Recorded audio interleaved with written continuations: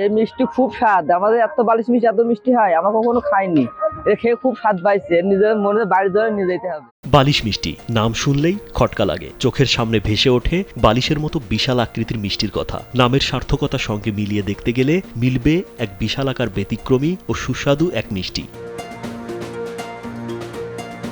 বিস্ময়করভাবে এক একটির ওজন 2 থেকে 3 কেজি। বালিশের মতো দেখতে, তাই ক্রেতারাই এই মিষ্টির নামকরণ করেছেন। জিভে জল আনা এই মিষ্টির দেখা মিলবে ঝিনাইদহে। অজপাড়া গায়ের এই মিষ্টির সুখ্যাতি জেলায় ছড়িয়েছে বহু আগেই। এখন এ আলাদা ধরনের মিষ্টির খ্যাতি ছড়িয়ে পড়েছে বিদেশেও।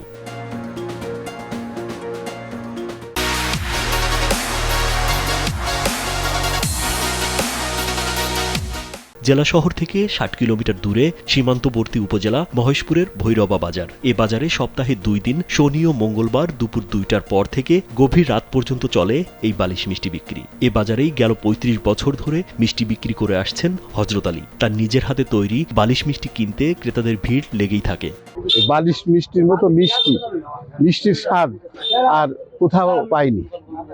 তাই শনি মঙ্গলবারে এই ভৈরবা হাট হয়, তাই মধ্যে মধ্যে আসি, এই বালিশ মিষ্টি খাই এবং নিয়েও যাই। আমরা যখনই মিষ্টি কিনি এখান থেকেই মিষ্টি কিনে নিয়ে যাই।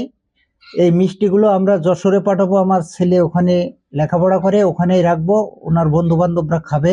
মিষ্টিটা অনেক সুস্বাদু এবং খেতে অনেক স্বাদ। অনেক দূর দূরান্ত থেকে লোক আসে, এসে এই মিষ্টিটা নিয়ে যায়।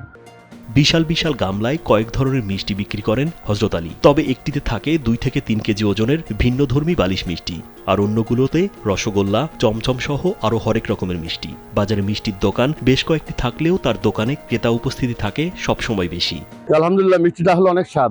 যে অরিজিনাল ছানার মিষ্টি, এটাকে আমরা বালিশ মিষ্টি হিসেবে জানি, অনেক বিখ্যাত। সারা বাংলাদেশ থেকে দূর দূরান্ত থেকে আসে, আমাদের পার্শ্ববর্তী রাষ্ট্র ইন্ডিয়া থেকেও আসে এগুলো খাওয়ার জন্য আমাদের বাজারে। আমরা চুয়াডাঙ্গা থেকে আসছি, আমরা ইউটিউব থেকে এসেছি বালিশ মিষ্টি খাওয়ার জন্য। আমাদের বাসা জীবননগর, আমরা 2 ভাই মিলে এসেছি বালিশ মিষ্টি খাওয়ার জন্য। তো খেয়ে খুবই ভালো লাগলো। এখন আমরা বাসার জন্য 2 পিস নিয়ে যাচ্ছি।